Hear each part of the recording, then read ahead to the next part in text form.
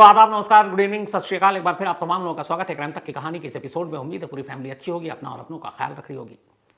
आप लोगों को ये तो पता होगा कि जब भी कोई मुकदमा दर्ज होता है, उसके बाद चार्जशीट दाखिल होती है, फिर अदालत में मुकदमे की कार्रवाई शुरू होती है, तो बहुत सारी चीज़ें होती हैं उस अदालती प्रोसेस में, प्रक्रिया में।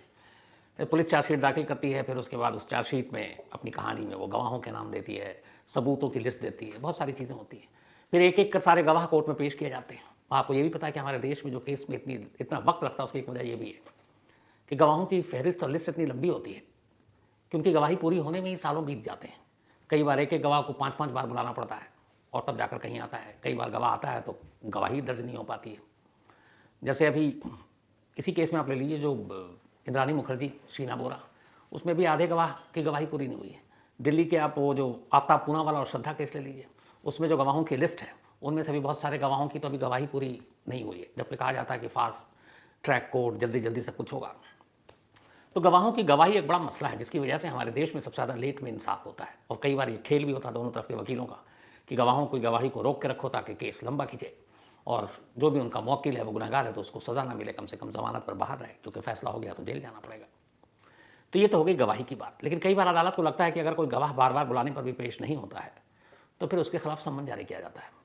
पहले 1-2 सम्मन भेजा जाता है कि भाई आप आइए आइए, और फिर भी नहीं आता है तो उसके बाद ये अदालत के ऊपर है, वो नॉन अवेलेबल वारंट जारी करते हैं या गिरफ्तारी का आदेश जारी करते हैं और बुला लें।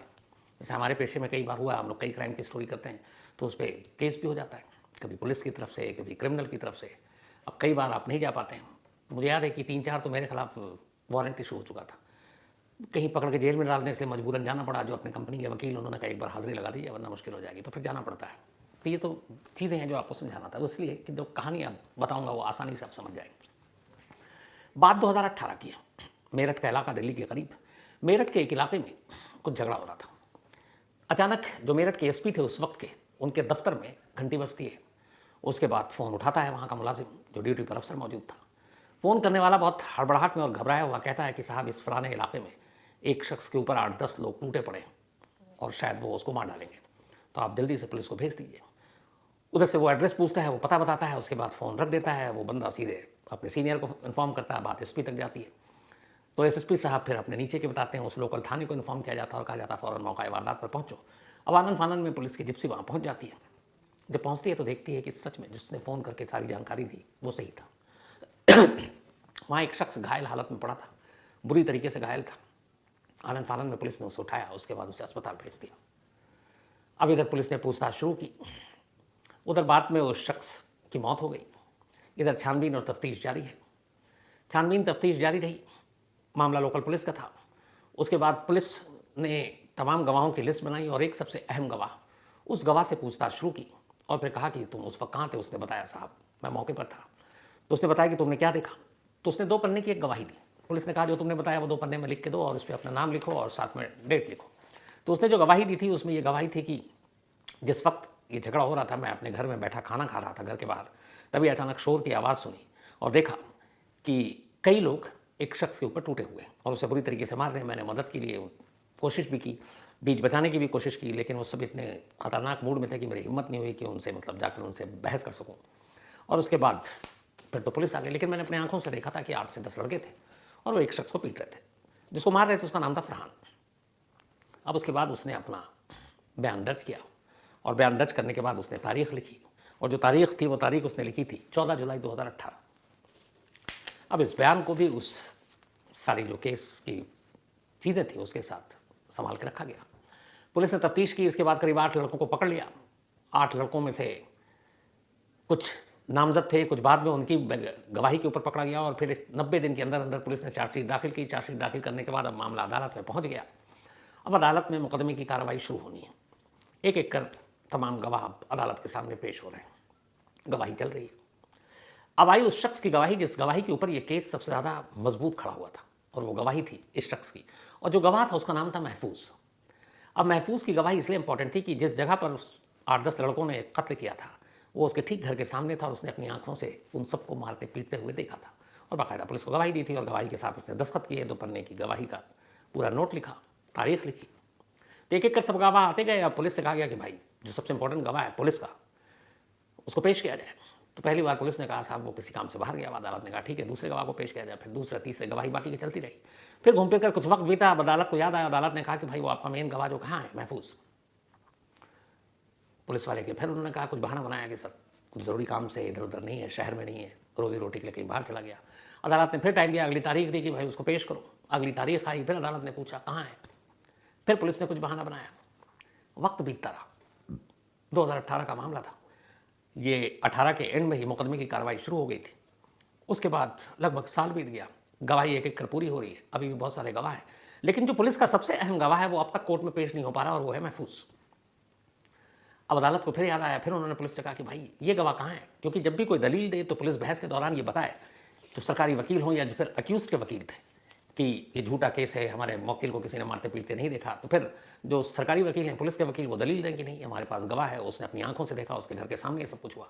तो फिर क्रॉस एग्जामिनेशन में कहा जाए कि भैया उस गवाह को तो लाओ। अब यहीं पे पुलिस के हाथ में फूल जाएगा। फिर पुलिस कहे कि अच्छा लेकर आता हूँ। धीरे धीरे यही चलता रहा, बहानेबाजी। अब अदालत को भी गुस्सा आ गया। उन्होंने कहा यार तुम इतनी बार वक्त मांग चुके हो, ये कौन है ऐसा गवाह। फिर एक रोज़ जब डांट खाई पुलिस ने तो कहा उसने साहब उसने अपना घर बदल दिया और हमें उसका नया एड्रेस नहीं मिल रहा है। अदालत ने कहा ठीक है, नया एड्रेस ढूंढो और ढूंढ कर उसको लाओ। कुछ वक्त बीत गया, फिर तारीख आई, पहुंची। अदालत ने पूछा भाई वो गवाह, उन्होंने कहा कि उसका कोई सुराग नहीं मिल रहा। अब इस बार जज साहब को गुस्सा आ गया। उन्होंने कहा यार हद हो गई, इंतहा हो गई, इतना टाइम हो गया, तुम्हारा सबसे इंपॉर्टेंट गवाह और तुम बहाने पे बहाना बना रहे हो, अब ये सब नहीं चलेगा। मैं उसके खिलाफ नॉन बेलेबल वारंट या फिर उसके बाद अरेस्ट वारंट जो भी होगा सब जारी करेंगे, और अगर वो नहीं आया और तुम लोगों ने कोर्ट में पेश नहीं किया तो इस केस का आईओ और उस थाने का जो इंचार्ज है इंस्पेक्टर, वो इनकी नौकरी खा लूँगा, इनकी वर्दी उतार दूंगा। क्योंकि आप एक इंपॉर्टेंट केस में जिस गवाह के बेस पर, जिसके इकबालिया बयान पर आपने पूरा केस मुकदमा खड़ा किया, क्योंकि इकलौता चश्मदीद जिसने देखा है, और अब तक मुकदमे की कार्रवाई से वही गायब है और आप हमेशा बहाना बना रहे हो, अब नहीं चलेगा।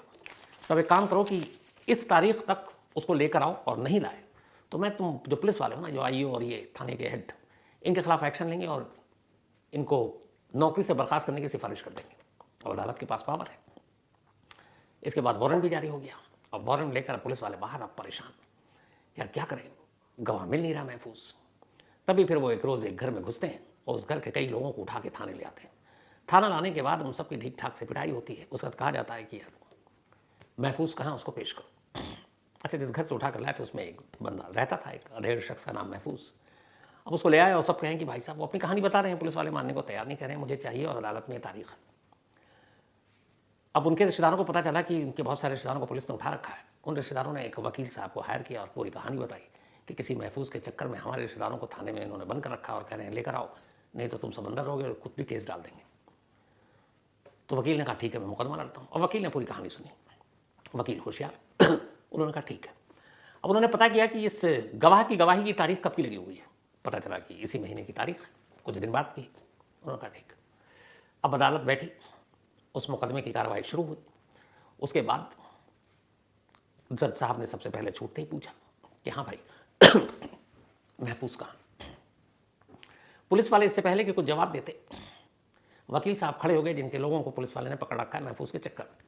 और पुलिस वाले भी ये कहते हैं कि साहब वो भाग रहा है, पता नहीं क्या है। तब तक वकील खड़ा होकर अपना इंट्रोडक्शन देता और अदालत से कहता है कि जज साहब अगर इजाज़त हो तो मैं आपसे इस मुकदमे के बारे में कुछ बात करूं। हालांकि मैं इधर से भी वकील नहीं, उधर से भी वकील नहीं हूं, लेकिन इस केस पर रोशनी डाल सकता हूं और मैं बता सकता हूं कि वो गवाह कहाँ है।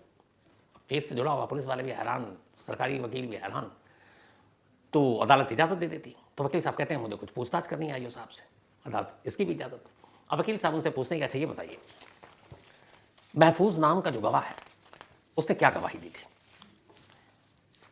तो जो इंस्पेक्टर साहब हैं केस के आईओ, वो कहते हैं साहब उन्होंने ये कहा था कि उस दिन मैं अपने घर में खाना खा रहा था, बाहर शोर की आवाज़ सुनी।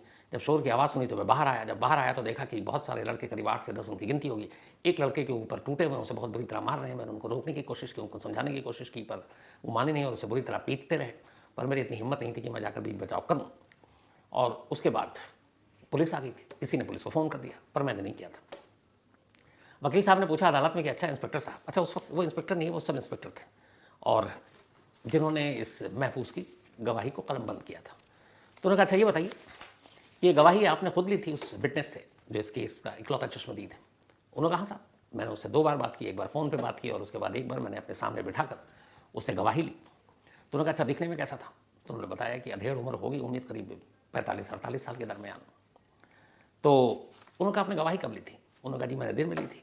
उन्होंने कहा आपको डेट याद है कब गवाही ली थी? उन्होंने कहा हाँ 12 तारीख को ये इंसिडेंट हुआ था, ये वारदात हुई थी 12 जुलाई को, और मैंने 14 जुलाई को उसकी गवाही ली थी और बाकायदा उसका सिग्नेचर और ये देखिए उस पर उसका दस्तखत है और डेट भी।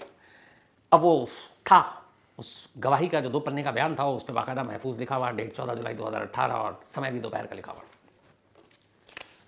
जज साहब और सरकारी वकील ने दखल दिया और पूछा उन वकील साहब से कि भैया आप इसको क्यों ग्रिल कर रहे हो, आप बताना क्या चाहते हो, मतलब आजकल जो डायलॉग है कि कहना क्या चाहते हो।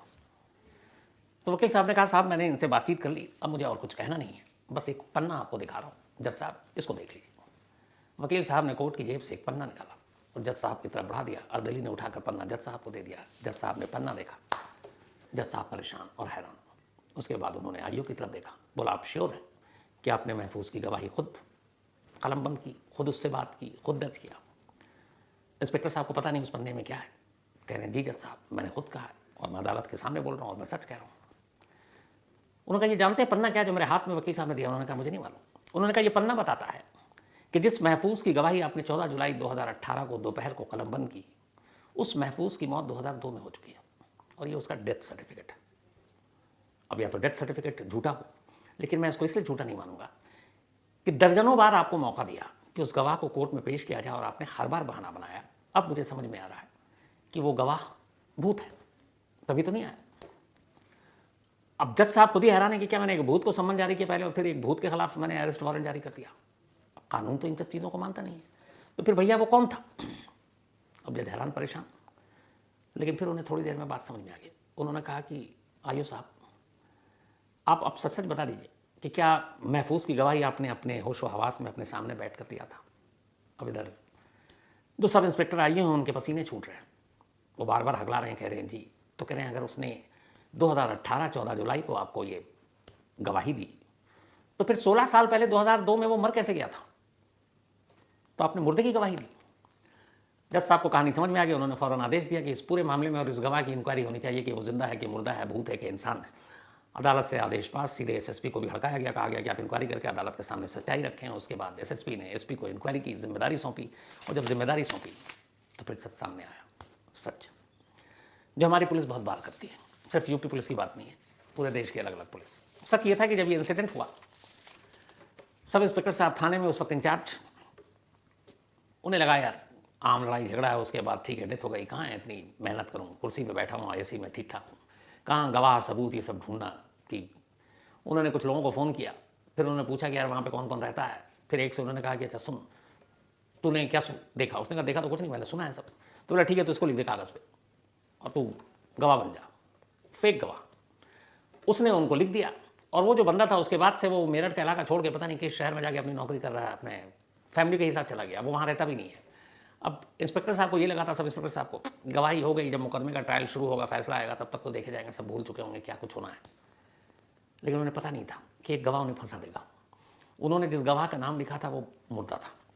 जिस गवाह से उन्होंने गवाही लिखाई थी, बदकिस्मती से उसका भी नाम महफूज था, लेकिन वो गवाह था ही नहीं। और ये जो घर के सामने वाली गवाही की बात है, ये भी झूठी थी। तो खुद जब पुलिस ने इंक्वायरी की तो फिर सब इंस्पेक्टर को सच बोलना पड़ा। उन्होंने सच बताया कि मैंने मनगढ़ंत गवाह तैयार कर लिया था, मुझे क्या मालूम था कि वो एक दिन मतलब कोई जो गवाह ही नहीं है और उस गवाह का नाम और पता ऐसा जुड़ जाएगा कि पता चला जिसकी 16 साल पहले मौत हो चुकी है। और इत्तेफाक से जिन फैमिली को उठा कर लाया था उसके घर में भी महफूज नाम का एक शख्स था और उसी एज का था। और वो लोग कह रहे थे कि भैया हमारे घर में एक महफूज था लेकिन उसकी मौत हो चुकी है और 16 साल पहले मौत हो चुकी है।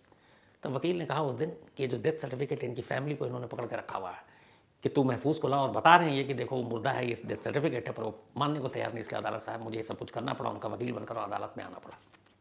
जब ये सारी चीज़ें हुई, कोर्ट ने सब इंस्पेक्टर और उनकी टीम के खिलाफ एक्शन का आदेश जारी किया और उसके बाद उस गवाह को लिस्ट से हटाया गया। लेकिन अभी 2024 हो गया, इस मुकदमे का फैसला नहीं हुआ है। तो जब ऐसे गवाह ऐसी चीज़ें होंगी तो फैसला इतनी जल्दी कहाँ होगा। और अपने देश में मैंने बताया ना कि ऐसे सारे बहुत सारे फर्जी गवाह होते हैं, बल्कि कई बार तो ज़मानती ही फर्जी हो जाते हैं।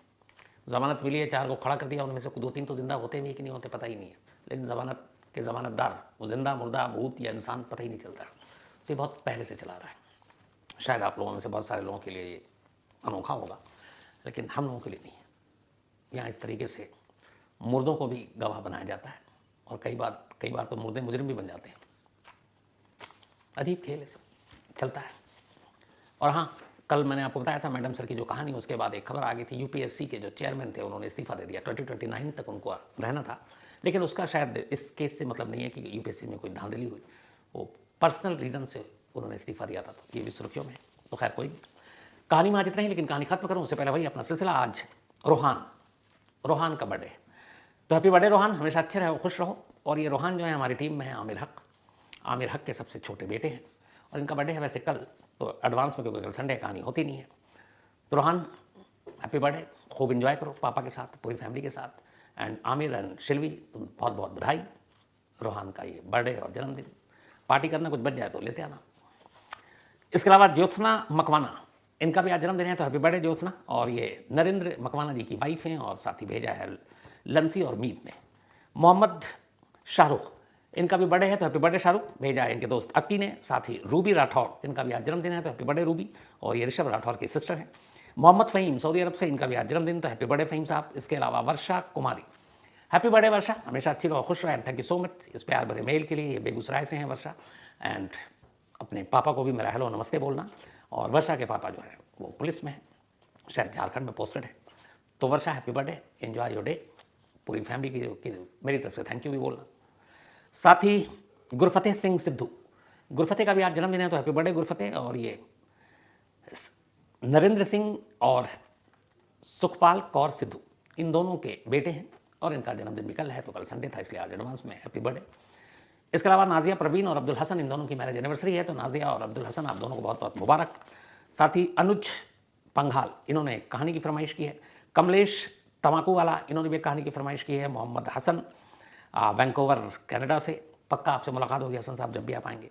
शुभम सिंह, इन्होंने भी कहानी की फरमाइश की है। Aniket, thank you so much, इन्होंने कहानी की फरमाइश की है। खुशी, थैंक यू सो मच खुशी, अपने मम्मी पापा को मेरा हेलो भी बोलिएगा, और आपकी कहानी ज़रूर सुनाऊंगा।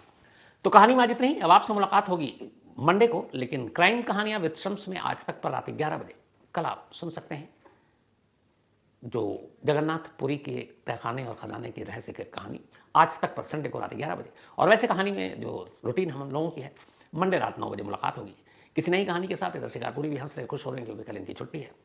छुट्टी के दिन पता नहीं क्या करते हैं, आज तक मुझे समझ में नहीं आया, खैर कोई बात नहीं। तो thank you so much, Monday मिलते हैं रात 9 बजे, तब तक अपना और अपनों का ख्याल रखिएगा। Thank you very much.